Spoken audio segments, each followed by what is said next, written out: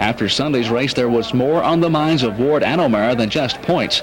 It was time to gas their bikes and line up for the incredible Wrangler Dash, Supercross's richest race of the year, where there would be more than $70,000 up for grabs.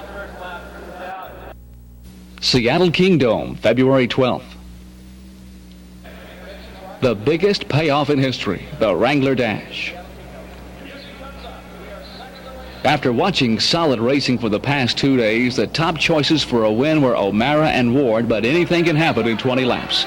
What did happen was that Ward took a commanding hole shot and looked for all the world like he was going to smoke off with the top bucks. Lachine, Howerton, and O'Mara followed close behind, with Pedersen, Barnett, and Glover bringing up the rear.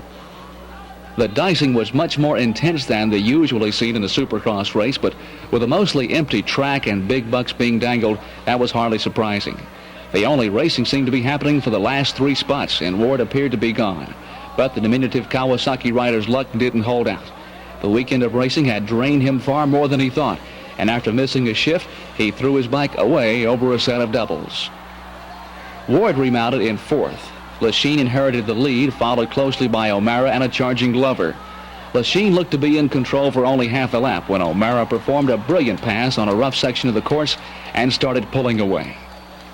Glover had the same idea, but Lachine delivered a clean block that had him eating a berm lunch. Every position from third back changed in short order after that, as Ward did another bail, and then Barnett followed suit. The Ironmen were looking a little rusty at this point. If you ever thought these guys didn't get tired, well, you should have seen this race.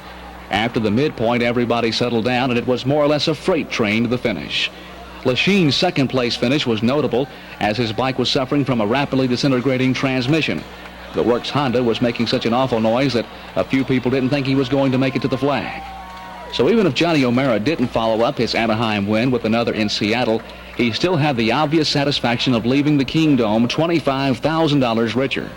Not a bad paycheck for 20 minutes of work.